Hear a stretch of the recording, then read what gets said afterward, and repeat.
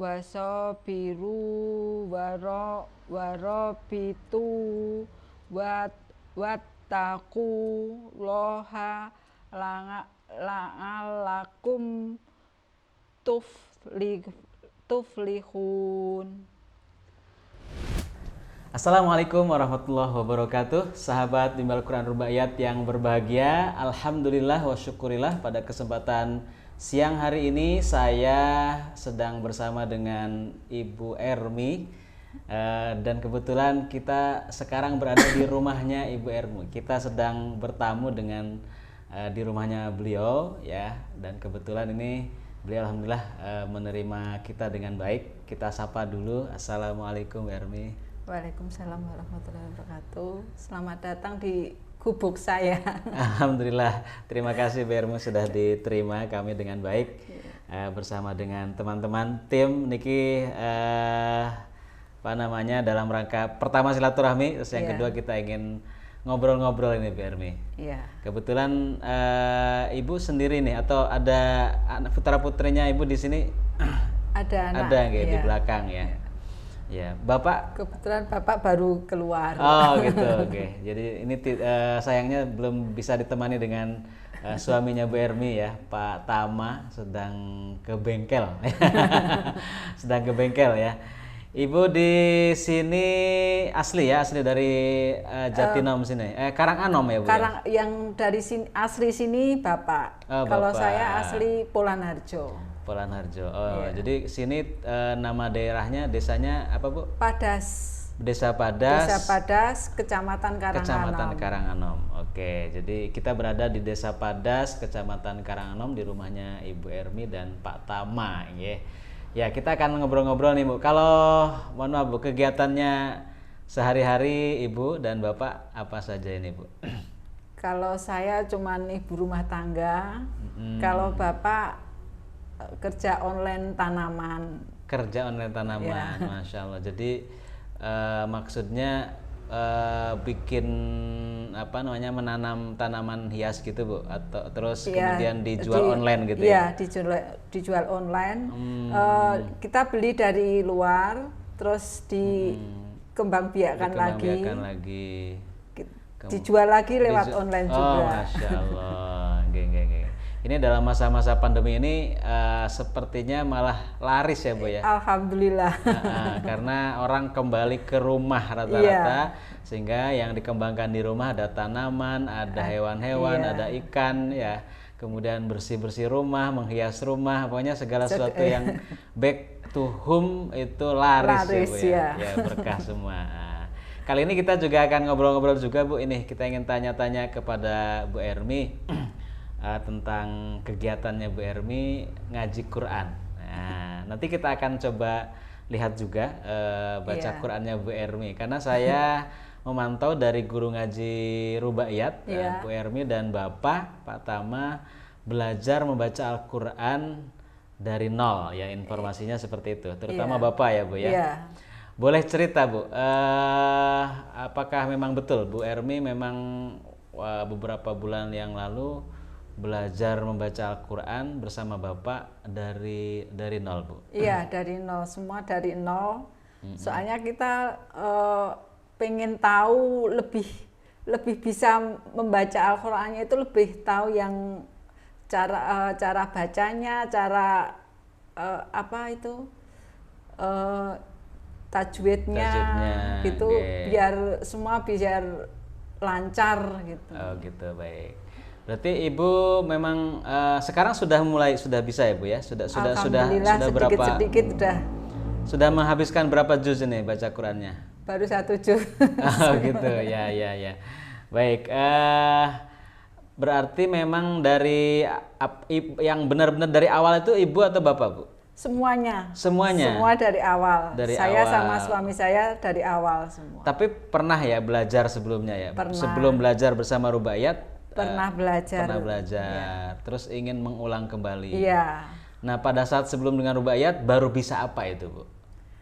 Baru kalau dari kita itu kan belajarnya dari Iqra. Oh, gitu. Kemarin tuh baru bisa baca Iqra 3. Iqra 3 sudah Ya. bisa huruf berarti ya, Ya. dan sudah bisa nyambung ya. Oke. Ibu tapi ya? Ibu, iya saya. Bu Ermi. Kalau Bapak Iqra juga awalnya? Iqra, iya. Iqra juga, kemudian Iqra berapa tapi kalau Bapak? Kalau Bapak Iqra 2 kayaknya. Iqra 2. Oh ya, berarti sudah punya modal sebenarnya Iya. Bu ya. Tinggal melanjutkan sehingga lebih cepat ya belajarnya. Iya, biar kita lebih cepat memahami, lebih cepat menghafal, mengetahui gitu loh. Oh gitu, oke. Jadi tapi boleh tahu Bu, itu Ibu belajar Iqra-nya waktu itu di usia berapa Bu? Sudah Masih berkeluarga? remaja. Saat masih remaja. Remaja, terus waktu punya anak itu ikut ngaji ikut baca Quran itu lewat Iqra itu. Iqra lagi, dilanjutkan lagi. Ya, sama ibu-ibu RT sebelah gitu loh. Gitu, oke. Jadi sejak remaja. Bapak juga sama, sejak Sama. kecil juga pernah belajar. Iya. Terus tapi tidak tuntas. Tidak tuntas. Nah ini satu persoalan tersendiri ya Bu ya. Ini saya sering menemukan soalnya orang belajar belum lama tidak tuntas, belajar belum lama tidak tuntas. Ini masalahnya apa Bu? Boleh tahu nih? Apakah karena memang guru ngajinya kurang atau sering tidak datang, atau memang muridnya malas, atau memang terlalu lama belajarnya sehingga menjenuhkan atau gimana itu Bu? Kalau saya itu kemarin tuh sebelum ini tuh kayak mau belajar kok kayak nggak ada yang pas gitu loh, maksudnya itu misalnya mau belajar sama bapak ini, mau ustazah ini gitu, kok kayaknya nggak belum ada yang cocok gitu menemukan loh. guru ngaji Iya, yang cocok. gitu. Oh gitu. Oke. Dalam hal apa biasanya Bu cocoknya itu? Sebenarnya lagian dari kemarin tuh kayak belum kepikir mau belajar Al-Quran tuh kayak belum kepikir gerakannya nggak begitu besar ya. Gitu. Tarikannya masih biasa, masih merasa belum butuh ya Bu ya. Iya. Oke, kalau sekarang kan Terus, sudah putra ya dari 3. sini kok anak saya udah bisa baca Al-Quran, kok saya sendiri malah nggak bisa gitu. Betul, ya. Nah, tapi walau demikian ini bagi pemirsa sekalian tidak harus selalu seperti Bu Ermi ya Bu ya. Iya. Nunggu tua dulu, nunggu sudah punya anak, tergerak dari anak baru. Tapi kalau seandainya masih ada Bapak Ibu semua yang usianya seperti Bu Ermi, usia pinten Bu ya? 48. 48 ya. Bapak 51. 51 ya. Jadi di usia 40-an ke atas ini baru belajar membaca Al-Qur'an. Alhamdulillah Allah berikan karunia panjang umur masih bisa belajar membaca Al-Qur'an. Tapi jangan tunggu tua dulu baru belajar ya. Ya, alhamdulillah masih diberikan panjang. Kalau seandainya tidak diberikan panjang umur, gimana ya Bu ya? Nah, jadi tadi cerita memang awal-awal saat remaja ini sudah belajar, tapi karena ada kendala, salah satunya guru ngajinya belum begitu serak ya Bu ya. Belum begitu serak atau belum menemukan guru ngaji yang cocok lah ya. Belum greget gitu loh. Ditambah juga yang kedua, gregetnya belum begitu kurang, belum begitu kuat karena memang ya biasalah anak-anak remaja lebih suka dolan ya Bu ya. Lebih suka kegiatan lain selain kegiatan sifatnya mengaji dan lain sebagainya. Oke Bu, mungkin saya tanya juga nih Bu. Boleh tahu Bu, setelah bisa membaca Al-Quran kan, kalau nggak salah Ibu setelah belajar dari nol, kira-kira sekitar 6 kali pertemuan ya Bu ya, kemudian lanjut dengan pembetulan bacaannya gitu ya Bu ya, kemudian lanjut sekarang program yang tadarus. Nah tadarus sepekan sekali atau sepekan 2 kali? Sepekan sekali ada program tadarus di Bimbel Quran Rubaiyat ya Bu ya. Nah kalau di rumah juga tiap hari ya Bu membuka ya? Alhamdulillah tiap habis sholat maghrib itu membuka Quran, baca Quran. Ya. Kalau nggak baca itu sekarang rasanya ada yang kurang. Ya. Oh, jadi dapat berapa halaman Bu biasanya satu kali buka Quran? Kemarin baru 1 halaman, sekarang udah 2 halaman. Sudah 2 halaman, alhamdulillah. Nah ini Bu, mungkin yang kita selalu penasaran itu ada perasaan atau perbedaan apa yang dirasakan oleh ibu dan bapak di rumah setelah setiap hari membaca Al-Quran?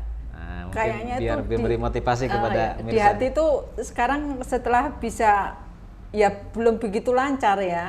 Cuman kalau baca itu rasanya di hati itu ayem gitu loh. Tentrem, Kayak plong gitu loh. gitu ya. Nah ini yang terutama bisa dirasakan itu pasti apa namanya, perasaan tentram, damai ya Bu ya. Gitu. Ada pengaruh terhadap rezeki juga nggak Bu? Mungkin rezekinya tambah lancar atau tambah? Kayaknya ada. Oh gitu, wah boleh nih cerita nih Bu. Boleh cerita nih Bu. Kayaknya ada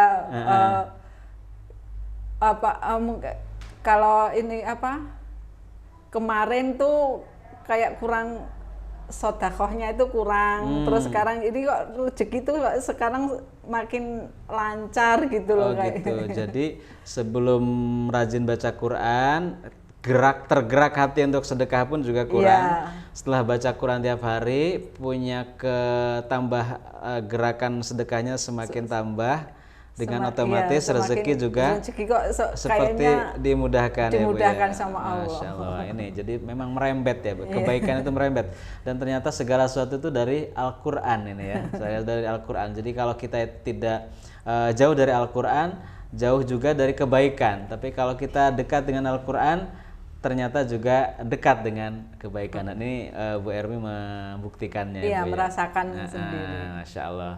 Pemirsa sekalian, kita ingin tahu juga nih, Bu Ermi memberikan satu pesan buat kita ini tentang membaca Al-Quran. Boleh Bu berikan ajakan, pesan kepada para pemirsa tentang gimana agar yang tidak bisa baca Al-Quran bisa segera baca Al-Quran, yang sudah bisa jangan berhenti untuk terus membaca dan sesama mungkin. Monggo Bu. Ya buat pemirsa ya mungkin ya, jangan seperti saya terlambat untuk pengen baca Al-Quran gitu. Selagi kita masih ada waktu, biar usia kita udah lanjut, kalau kita masih ada waktu, gunakan waktu sebaik-baiknya untuk bisa membaca Al-Quran. Masya Allah. Terima kasih Bu. Ya, bagi pemirsa ini bisa diserekam ya, diingat-ingat, jangan sampai menyesal di kemudian hari gitu ya. Alhamdulillah masih diberikan kesempatan, diberikan waktu oleh Allah Subhanahu wa Ta'ala. Terakhir Bu, mungkin Ibu boleh memberikan testimoni atau cerita ya, belajar dengan metode Rubaiyat menurut Bu Ermi bagaimana Bu? Lebih gampang dipahami. Oh gitu, lebih mudah dipahami. Lebih mudah dipahami. Misalnya dalam hal huruf, terus huruf sambungnya itu disambungnya lebih mengingatnya mudah. Iya, lebih mengingatnya itu lebih mudah gitu. Cara bacanya itu lebih mudah. Oh gitu. Daripada kita yang waktu belajar sebelumnya. Kalau yang paling berkesan Bu selama belajar apa Bu? Waktu pas keberapa ya itu kayak waktu mau adain pasangannya itu loh, ketika disambung itu itu kayak sebelum mau baca itu nanti bacanya gimana gitu. Ragu-ragu bisa nggak ya? Ya bisa nggak, tapi ternyata kalau udah di ini, ternyata mudah langsung seneng banget gitu ya Bu ya. Jadi itu yang bisa baca yang langsung disambung itu kok rasanya ternyata gampang ya gitu. Iya, memang betul, baca Al-Quran itu sebenarnya mudah ya Bu. Sebagaimana janji Allah, walaqad yassarnal Qur'ana lidzikri fahal mim mudzakir. Dan sungguhnya aku telah membuat Al-Quran itu mudah, tapi bagi orang-orang yang mau belajar. Nah, ini ternyata ketika sungguh-sungguh belajar dibuktikan baca Al-Quran itu ternyata mudah, dan Bu Ermi sudah membuktikannya. Baik pemirsa sekalian, ada banyak pelajaran yang bisa kita ambil dari obrolan kita bersama dengan Bu Ermi. Dan saya atau kami dari Bimbel Quran Rubaiyat menunggu para pemirsa sekalian. Nah, silahkan untuk mengikuti jejak Bu Ermi dan juga para pembelajar yang lainnya yang sangat semangat dalam belajar membaca Al-Quran, ya. Dan seterusnya bagi yang sudah bisa membaca Al-Quran juga jangan patah putus untuk tidak belajar lagi, karena belajar itu adalah sepanjang hayat, gitu ya. Setelah bisa baca Al-Quran, bisa juga menghafalnya, kemudian memahaminya, dan kemudian tentu mengamalkannya. Jadi terus tidak akan henti-hentinya, terutama dalam Al-Quran ini sungguh sangat banyak pelajaran yang bisa kita ambil, sangat dalam dan sangat luas. Semakin kita dalam belajar, semakin kita terasa menjadi bodoh, gitu ya, merasa semakin tidak punya apa-apa, karena memang ilmu Allah itu adalah luas. Baik, Bu Ermi, terima kasih atas kesediaannya dan juga penerimaannya kami selama di sini. Semoga Ibu bersama keluarga senantiasa diberikan kesehatan, kemudahan, keberkahan. Dari kami selaku pembawa acara di segmen kali ini, mohon maaf bila banyak khilaf. Assalamualaikum warahmatullahi wabarakatuh. Waalaikumsalam.